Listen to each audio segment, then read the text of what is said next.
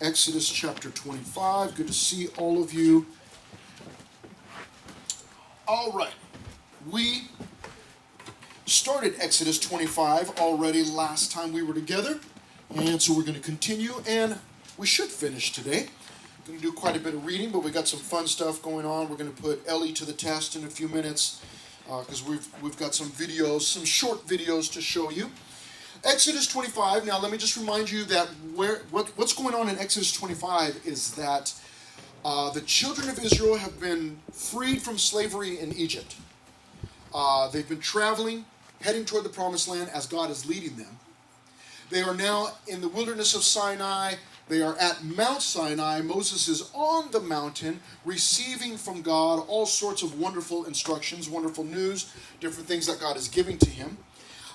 We haven't gotten to the Ten Commandments yet, but we did. I'm sorry. But there's going to be some trouble with the commandments a little bit later.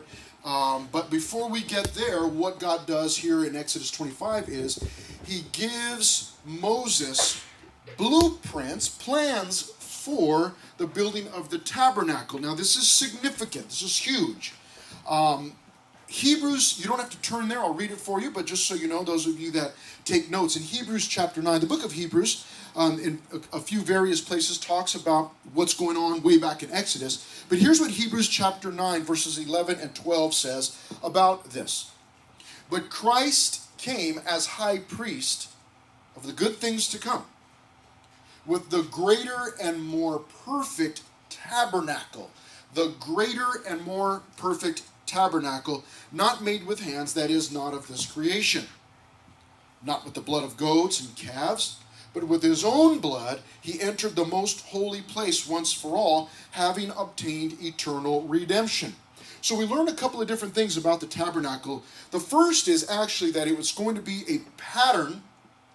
We'll learn that at the end of the chapter today, that the tabernacle that God, the plans that God is giving to Moses is actually, it's patterned after what is seen in heaven, okay? But the other thing, which is incredible for you and I, is that the tabernacle is a picture. We find out later on as we continue reading through the Bible and getting into the New Testament, that the tabernacle, this tent of meeting, is a picture of Jesus. Now, you and I have to be careful. I'm sharing some things with you that right now you might think, what's the big deal? Who really cares? But as time goes on and as you continue to grow with the Lord, and I don't know if you'll stay here at this church or if you'll go on to other churches, maybe later on you get married, you go to a different church, whatever. Or maybe one of these days you're looking for a church. A lot of people do this. Maybe they leave for college, or they end up moving, again, with their family out of state, or they go to some different place. They get married again, move. And you're looking for a church, and this may come up. This may be something that you are concerned with. Oftentimes what will happen is in the Old Testament, now we're told in the New Testament that the things that happened in the Old Testament were meant to teach us lessons. So that's why we spend time in the Old Testament. And there are things in the Old Testament that are pictures of Jesus. And this is one of the spots where sometimes people get to the tabernacle and they start seeing Jesus in every single little detail of the tabernacle. Now, it may be that as God is giving the plans for the tabernacle, that he wants the Israelites, the Hebrews that are with Moses, to see pictures of Jesus in all of these details, okay? So we may look at that and go, oh, that's a type of Jesus, that's a type of Jesus, that's a type of Jesus. But we have to be careful. You and I have to be careful that we're not seeing Jesus in every single little thing if the Bible doesn't talk about that. The Bible doesn't tell us that there's a picture of Jesus in every single little detail of the furniture that we're going to see. So just be careful. The reason I'm telling you that is because some people like to spiritualize everything, and they see Jesus in every little thing, and we've got to be careful, okay? Because I could then say, oh, you know what, these lights that are up here, these stage lights, those are a picture of Jesus. Because they're off right now. And it's like when Jesus died and he was crucified. But then they'll pop on, and it's like when Jesus was resurrected, and then they shine a light, and that's Jesus, the light of the world. So I've got to be careful with that. Okay, do you understand what I'm saying? Again, right now you might be thinking, this is crazy, this is dumb, I don't really get it, who cares? But later on, that may be extremely helpful, and then you can call me when I'm like 99 years old and say, Pastor Chris, thank you so much for teaching that Bible study. And I'll be like, who is this? I won't even know who you are. So anyhow, let's get into it. We've already started Exodus 25. I'm going to show you some things real quickly as we get to the second part of this. 5 main divisions. Number 1 is the offerings, which we looked at, the importance of worship, of offering to God costly things that cost me something, and that they need to be collected willingly. We'll see that in just a moment. We'll see the ark, the mercy seat, the table, the lampstand. Those are all furnishings in the tabernacle. Here's the first couple. Let me just click through these real quickly. I bet they're going to just pop up right now. It's always like a little delay. There it is. Collected willingly. We saw, first of all, that the offerings, God was asking the people to give so that they could construct this tabernacle. We found out, first of all, that the things must be collected willingly and that they must be costly. We want to apply that to our worship. We want our worship to be done willingly. And we want it to be something that costs us something. Okay? Now, we get into the second main division, beginning at verse 10, and we see the ark. Okay? How many of you have seen Indiana Jones? Yes. And the ark, right? The Ark of the Covenant. So we know all there is to know about the ark. In fact, we can probably just skip over the section because we've watched Indiana Jones. Okay? Some incredible things here. First of all, we find out that the ark was made of acacia. You know what? I am so sorry. I just realized this is my fault, not anybody else's. I put acacia and wood. That's like saying it was made out of steel and metal. I meant to say, if you're taking notes, made of acacia and gold. Made of acacia and gold. Verse 10. And they shall make an ark of acacia wood. 2.5 cubits shall be its length. Okay? You're going, what's a cubit? It's one of those, those cubes that people do with all the colorful stickers on it? That's a cubit. Just kidding, that's a Rubik's Cube. Cubit was a measurement, okay? And they shall make an ark of acacia wood. 2.5 cubits shall be its length, 1.5 cubits its width, and 1.5 cubits its height. It's believed that measurement was roughly the distance between your elbow and your hand. And you shall overlay it with pure gold. Inside and out you shall overlay it, and shall make on it a molding of gold all around. Now, let me just give you an example real quickly. This is where some people say, that's Jesus. That the wood would represent the humanity of Jesus, and the gold that overlaid it would represent his deity. So, that may or may not be, but we're not told that, and so all we have is that this was to be made out of acacia wood, which I understand was plentiful in that area, and then you had the gold overlaying that. Okay? Now, the second thing about the ark is found in verses 12 through 16, and that is that it was mobile, that it was mobile. Verse 12, you shall cast 4 rings of gold for it, and put them in its 4 corners. So you can imagine there's this box made, okay, acacia wood covered in gold, and then there was these 4 gold rings that were attached to it. What were those 4? Verse 13, God bless you. And you shall make poles of acacia wood and overlay them with gold. You shall put the poles into the rings on the sides of the ark, that the ark may be carried by them. The poles shall be in the rings of the ark, they shall not be taken from it. So put them in there, leave them. And you shall put into the ark the testimony which I will give you. The testimony, what is that? We'll find that out later. So this is a box, and we find out that it was to be carried, it was going to be mobile, but also we find out that it was a storage box, that they were going to put the testimony which I will give you. What is that? We'll find that out later. But I want you to see that it's mobile. Now this is important. This is extremely important. You're going to find that this entire tabernacle was mobile, that it was mobile. You guys like mobile or mobile better? I like mobile. It's mobile. Okay? Anyhow, you could take it, you could move it. Okay? Now, the reason for that was, I believe, twofold. Because the children of Israel were pilgrims. Not, the big black hats and the black clothing and that sort of thing. They were travelers. They were moving. Them being at Mount Sinai was not their final destination. They're going to the promised land. So God wants for these items to be movable, mobile. Okay? But there's something else that I believe God wants to show them, and that is that He is mobile with them. That He is not a destination off somewhere in the far distance.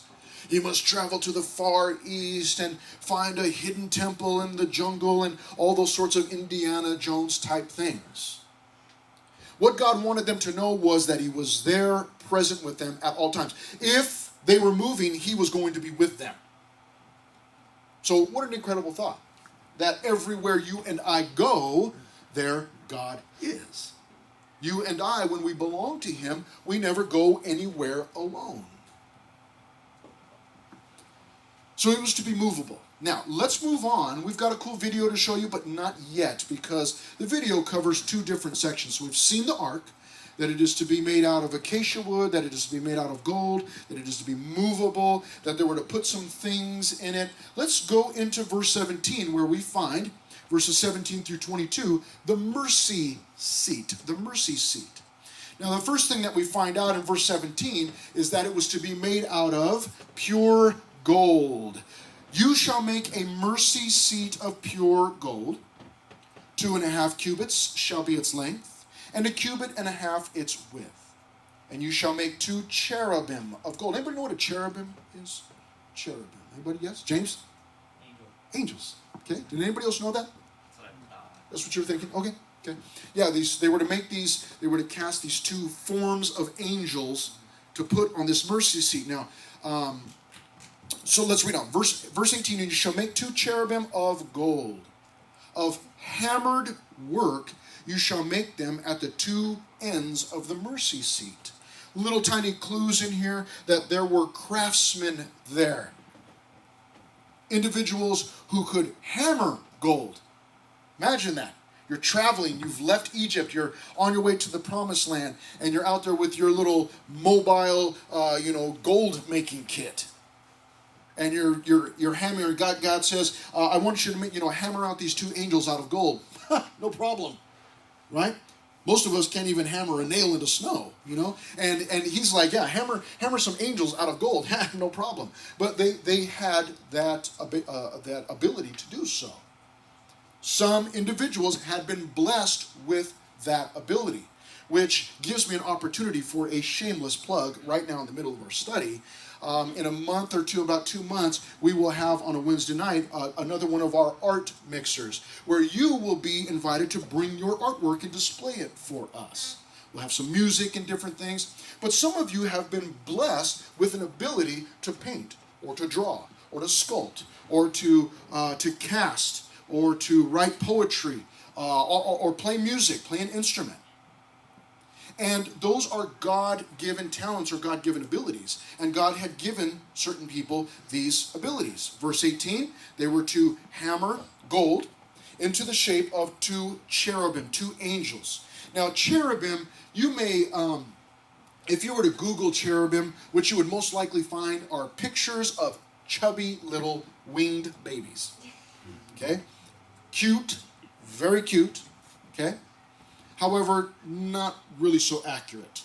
And there are many who believe that you and I, when we die, that we'll become chubby little angel babies also.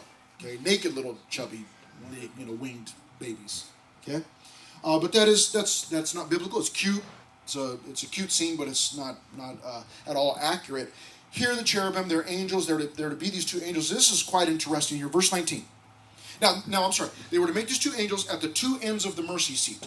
So one on one end, one on the other end. Verse 19, make 1 cherub at one end, and the other cherub at the other end. You shall make the cherubim at the 2 ends of it of one piece with the mercy seat. Got it.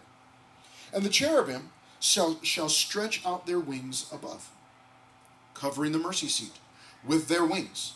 So it seems that the wings would be facing toward one another and probably touching and covering the mercy seat. Are you confused? Anybody confused? Okay. I'm glad that you're confused because I've got a video to show you that is going to clear it up. But I just want you to hear the details. Okay? And they shall face one another. The faces of the cherubim shall be toward the mercy seat. You shall put the mercy seat, check this out, verse 21. You shall put the mercy seat on top of the ark. And the ark was going to be made out of two different things. Does anybody remember what they were? What were they? Probably if it was acacia wood and gold. Yes. Yeah, acacia wood and gold. Acacia wood. Yeah, acacia wood. Yeah, you got it. Wood and gold. Okay? Not acacia and wood. Okay? What did I say? Acacia wood and wood? Is that what I said? No, acacia. Okay? Acacia wood and gold. So what we find out right here is that you've got these two different pieces. You've got the original ark, which was a box covered in gold, but it didn't have a lid on it. And so what God did was he just told him, I want you to make a lid, but it's not just called a lid, it's called a mercy seat. Now why? Why is it called a mercy seat? Verse 21, you shall put the mercy seat on top of the ark. And in the ark, you shall put the testimony that I will give you. What's the testimony? We don't know yet. Okay? We'll find out later. Verse 22, we find this out, that the mercy seat was to be pure gold, and secondly, that it was to be a place of meeting. This entire tabernacle is constructed, the whole purpose of it is for a meeting place between God and the people. Now, could he meet them in a bush? He absolutely could. But he wants a place that they can look up and see. Every morning they come out of their tent. This would be at the center of camp. They look. That's right. Got to start my day with God.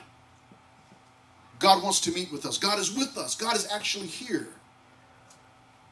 Verse 22, and there I will meet with you, and I will speak with you. Look at this. From above the mercy seat, from between the two cherubim, which are on the ark of the testimony, about everything which I will give you in commandment to the children of Israel. So this is going to be a meeting place. God is going to meet somewhere above the mercy seat, between the two angels, somewhere in there his presence is going to be. Now, does it sound kind of like, kind of mysterious? It is. This was a place for the people to come and meet with God.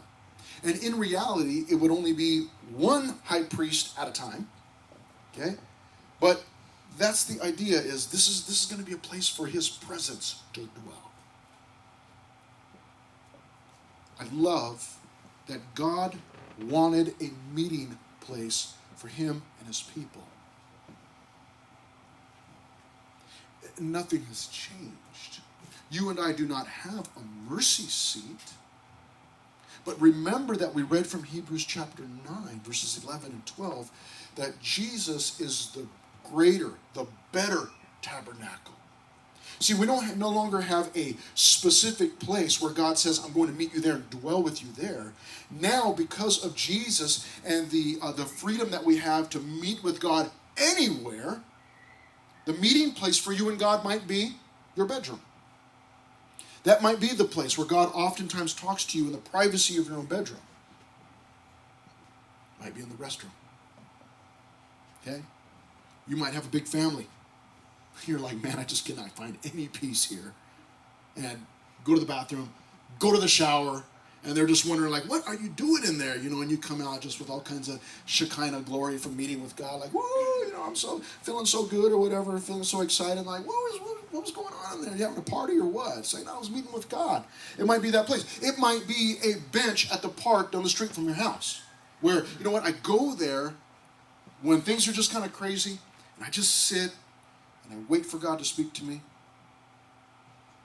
Might be some hike that you go on maybe near your house, where you've got a certain place by a tree, or there's a rock there, and I just go and I just sit for a while, and I look out, and I look at the landscape, or I look at the sunset, and I just wait there for God when my heart is troubled. So it could be anywhere now God meets with you. But the point is that God still wants to meet with us. Incredible. You know, it's not enough that God created the universe and is sustaining it all, but that he still wants to meet with you and I. What a wonderful thing. What a beautiful picture. Now, there I will meet with you, and I will speak with you from above the mercy seat, from between the two cherubim, which are on the ark of the testimony, about everything which I will give you in commandment to the children of Israel. So that's going to be the spot. All the instructions that I have, that's where it's going to, that's where you're going to receive it. Okay? Now, what we're going to do is we're going to see if we can mix up Ellie here in just a moment, because we're going to have her, she's going to cut off my slides for a moment. And then she's going to play the video. There's a video on there. That's the Ark of the Covenant for us. And do we have the sound up? Somebody got the soundboard? We got the sound up? Okay, cool. And this is going to show you the Ark of the Covenant and the mercy seat. It's a short video. Check this out. And they shall make an ark of acacia wood. 2.5 cubits shall be its length, 1.5 cubits its width, and 1.5 cubits its height. And you shall overlay it with pure gold. Inside and out you shall overlay it, and shall make on it a moulding of gold all around. You shall cast 4 rings of gold for it, and put them in its 4 corners. 2 rings shall be on one side, and 2 rings on the other side. And you shall make poles of acacia wood, and overlay them with gold. You shall put the poles into the rings on the sides of the ark, that the ark may be carried by them. The poles shall be in the rings of the ark, they shall not be taken from it. And you shall put into the ark the testimony which I will give you. You shall make a mercy seat of pure gold. 2.5 cubits shall be its length, and 1.5 cubits its width. And you shall make 2 cherubim of gold, of hammered work you shall make them at the 2 ends of the mercy seat. Make 1 cherub at one end, and the other cherub at the other end, and you shall make the cherubim at the 2 ends of it one piece with the mercy seat. And the cherubim shall stretch out their wings above, covering the mercy seat with their wings, and they shall face one another. The faces of the cherubim shall be toward the mercy seat. You shall put the mercy seat on top of the ark, and in the ark you shall put the testimony that I will give you. And there I will meet with you, and I will speak with you from above the mercy seat, from between the 2 cherubim which are on the ark of the testimony, about everything which I will give you in commandment to the children of Israel. All right, very good. Thank you very much, Ellie. We've got a couple more videos to show you. We won't do that yet. We'll do them in just a moment as we go through there. 9:45. Okay, so we got enough time. So that gives you an idea. What that also does, that video, and they're doing it as accurately as they can. We don't have anything else to compare it to as far as its size. However, when you saw the poles go in, it kind of gives you an idea of how big it might be. You know, there would be priests that when it was moved, they would pick up those poles, 4 of them, and they would move that thing.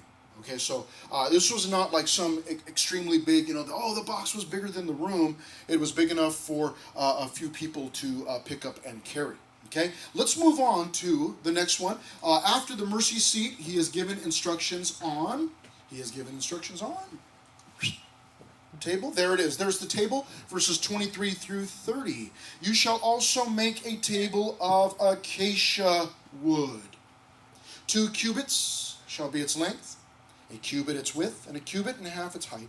And you shall overlay it with pure gold. There it is again. So we find out that, got it right this time, made of acacia and gold. Verse 24, and you shall overlay it with pure gold and make a molding of gold all around. You shall make for it a frame of a handbreadth all around. And you shall make a gold molding for the frame all around.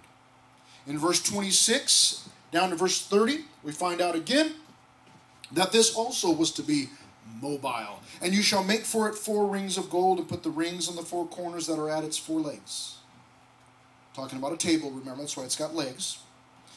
The rings shall be close to the frame as holders for the poles to bear the table. And you shall make the poles of acacia wood and overlay them with gold, that the table may be carried with them. You shall make its dishes, its pans, its pitchers, and its bowls for pouring. You shall make them of pure gold. And you shall set the showbread on the table before me always. Now, what in the world is showbread? And yours might be spelled S-H-O-W or S-H-E-W, showbread. Showbread literally meant bread of faces or presence bread. And the idea is that this bread was to be always, they would always have bread on this table, every single day. And it would be changed out at certain times, but the bread was to be ever before the face of God, always in the presence of God, okay? Now, again, some interesting things about this. Remember that, what did Jesus say? I am the something of life. Does anybody remember? Bread. I am the bread of life, okay? And so by the time Jesus came along, he's claiming to be, hey, I am the bread of life, and essentially saying, you no longer need these loaves of bread, this showbread. I am the bread of life. So some incredible claims and some incredible comparisons. Okay, we have another video of the table. You want to see that? Makes it a lot easier to visualize, doesn't it? Okay, let's go ahead. Ellie, could you get the one with the table, please? Thou shalt also make a table of shittim wood. 2 cubits shall be the length thereof, and a cubit the breadth thereof, and a cubit and a half the height thereof. And thou shalt overlay it with pure gold, and make thereto a crown of gold round about. And thou shalt make unto it a border of an handbreadth round about. And thou shalt make a golden crown to the border thereof round about. And thou shalt make for it 4 rings of gold, and put the rings in the 4 corners that are on the 4 feet thereof. Over against the border shall the rings be for places of the staves to bear the table. And thou shalt make the staves of shittim wood, and overlay them with gold, that the table may be borne with them. And thou shalt make the dishes thereof, and spoons thereof, and covers thereof, and bowls thereof, to cover withal. Of pure gold shalt thou make them. And thou shalt set upon the table showbread before me always.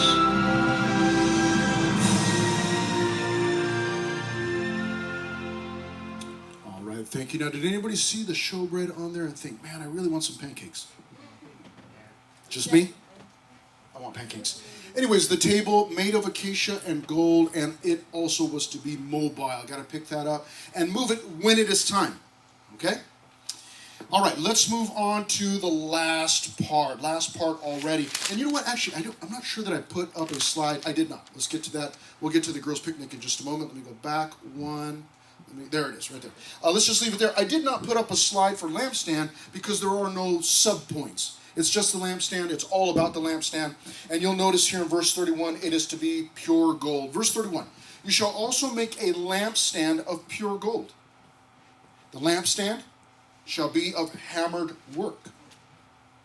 Its shaft, its branches, its bowls, its ornamental knobs and flowers shall be of one piece. All one piece. Incredible. And 6 branches shall come out of its sides. 3 branches of the lampstand out of one side, and 3 branches of the lampstand out of the other side. 3 bowls shall be made like almond blossoms on one branch. So not a big deal. I want you to hammer out, this lampstand, all one piece, hammer it out of gold. Not a big deal. And oh, by the way, I want you to decorate it like almond blossoms. Okay? Not hard to do. Verse 33, 3 bowls shall be made like almond blossoms on one branch with an ornamental knob and a flower. 3 bowls made like almond blossoms on the other branch with an ornamental knob and a flower. And so for the 6 branches that come out of the lampstand. On the lampstand itself, 4 bowls shall be made like almond blossoms, each with its ornamental knob and flower. And there shall be a knob under the first 2 branches of the same, a knob under the second 2 branches of the same, and a knob under the third 2 branches of the same, according to the 6 branches that extend from the lampstand. Are you confused yet? I was. I cannot tell you how many times I read this, and I'm trying to picture without looking at a video. I knew, okay, I can find a picture, I can find a video of it, but I'm trying to picture it in my mind. It's like I was totally lost. Verse 36, their knobs and their branches shall be of one piece. All of it shall be one hammered piece of pure gold. You shall make 7 lamps for it, and they shall arrange its lamps so that they give light in front of it. And its wick trimmers and their trays shall be made of pure gold. It shall be made of a talent of pure gold, that was a certain amount of pure gold, with all these utensils. And see to it that you make them according to the pattern which was shown you on the mountain. Now we'll get back to that last verse, verse 40, in just a moment. That's where we will end. But we've got one more cool video to show you with the lampstand. So let's go ahead and take a look at that. And thou shalt make a candlestick of pure gold. Of beaten work shall the candlestick be made, his shaft and his branches, his bowls, his knops, and his flowers shall be of the same. And 6 branches shall come out of the sides of it, 3 branches of the candlestick out of the one side, and 3 branches of the candlestick out of the other side. 3 bowls made like unto almonds, with a knop and a flower in one branch, and 3 bowls made like almonds in the other branch, with a knop and a flower. So in the 6 branches that come out of the candlestick. And in the candlestick shall be 4 bowls made like unto almonds, with their knops and their flowers. And there shall be a knop under 2 branches of the same, and a knop under 2 branches of the same, and a knop under 2 branches of the same, according to the 6 branches that proceed out of the candlestick. Their knops and their branches shall be of the same. All it shall be one beaten work of pure gold. And thou shalt make the 7 lamps thereof, and they shall light the lamps thereof, that they may give light over against it. And the tongs thereof, and the snuff dishes thereof, shall be of pure gold. Of a talent of pure gold shall he make it, with all these vessels. And look that thou make them after their pattern, which was showed thee in the mount. All right, very good. Thank you very much, Ellie. So, you get a good picture there. Does anybody know what that is? Those lamps are still made today. Does anybody know what the modern day name for them is? A menorah, yes. So you may see menorahs at different times of the year, usually around Christmas, because, what's the festival called? Hanukkah. Thank you very much. You guys are tracking along. Very good. So yeah, that's what they're used for today. You may see them in different places. Those that celebrate Hanukkah would put them up in their window and light 1 candle each night. Now he did on the video called it a candle. I think he called it a candlestick. However, maybe not such a big deal. It is a big deal that they would not have had candles at that time. Although it did look like a candlestick, it would have been filled with olive oil, and it would have burned with a wick in there. So that entire thing would have been filled with oil. Pretty incredible. But it says in verse 40, as we finish, and see to it that you make them according to the pattern which was shown you on the mountain. Now again, we find out later on that this was patterned after a heavenly scene. That these things, God was telling Moses, I want you to make it this way because this is what it looks like in heaven. But it's also important for us to realize and to understand that God wanted them, as he says in verse 40, make them according to the pattern which was shown you. I'm giving you the pattern. God was into detail. He was concerned that the people had a beautiful place to meet with him. Now, the place was not extravagant in the sense of being filled with, all sorts of incredible things. It was actually, the tent of meeting was actually sparse. There were only a few items in there. There was no place for seating. We'll find that out later on. No place to sit down. It was just a tent of meeting. But God wants them to pay attention to what they're doing. Pay attention to the detail. He wants the place to be a place of beauty, a place that they desire to come to. And lastly, as we learned earlier in the middle of our study, that God wanted a place of meeting. God has not changed. The place may have changed, but he has not changed. He still has a desire to meet with you and I. And the wonderful news, the great news, the better news than all of this is that There were priests allowed inside of the tent. But then there was a place called the Holy of Holies. So that place was called the Holy Place. And then there was the Holy of Holies that was behind. And there was a couple of different curtains. And only a high priest could go in there once a year. Well, the really cool thing is that Jesus Christ has become our high priest. So that you and I can approach the throne of grace with boldness, the book of Hebrews tells us. What that means is that you and I do not have to wait for a yearly visit with God. You and I do not have to wait for someone else to go for us. There is no Holy of Holies here behind this wall. Like, we press this button and it opens up like a spy movie, and then Pastor Chris goes back there during the week and meets with God. That doesn't happen. Okay? On the other side of this are air conditioners and palm trees and wood chips. Okay? There isn't a place like that where only I'm allowed to go into, or only Pastor John can go in there. The wonderful, incredible, beautiful news is that God wants to meet with all of us individually, and that we no longer need that high priest, because our high priest is Jesus. And because of him, we have free access to God the Father 24/7. Anytime. Anytime you want. I've joked for years, and I do not mean to be disrespectful, but even in the bathroom, sitting on the toilet, you can meet with God. You cannot meet with President Biden from your own bathroom. He would not even do a Zoom call with you. There's no way you're going to get a Zoom call with him. We have no access to him. There are layers. We've got to go through our representatives to talk to this person, talk to that, and it goes on and on and on. But with God, the creator of the universe, I may go and approach him at any time, 24 hours a day, 7 days a week. What an incredible privilege. And yet, how often do we take advantage of that? Oftentimes we find ourselves going through our day and through our week and through our month and through our year and through our life without ever stopping, or at least only rarely stopping to consult with God. God, am I going in the right direction? Am I doing the right thing? God, is there any wisdom that you have that you can give me as I'm walking through this life?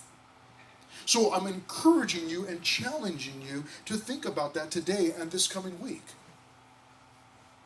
How many times? If God said, man, I want to meet with you, how important would that be to you? It'd be extremely important. Well, he is saying that. He does want to meet with you. And so what I want to do this week as I head into the week is, God, how many times can I meet with you this week? Meet with you in the mornings and in the noontime and at night. And can I meet with you while I'm walking? And can I meet with you while I'm, doing whatever it is that I'm doing? What I want to do is cultivate a relationship with God where there is a communication from me to him. He's already communicating to us. So now it's about me communicating back with him, meeting with him. We have resources that God offers to you and I. Strength for the day. Do you need wisdom for school? God can give you wisdom. And James tells us that he gives it liberally. He just gives it freely. You ask for it, he'll give it to you. Do you need strength for the day? God wants to give you strength. Do you need strength to get through? Maybe there's a sin that you are fighting with, struggling with. Do you need strength to get through that? God can give you that. He has the resources and wants to give them to us. He wants to meet with us. So let's make that our challenge this week. I'm going to meet with God. I'm going to go into his Holy of Holies because I have access through Jesus. What an incredible, wonderful opportunity. Before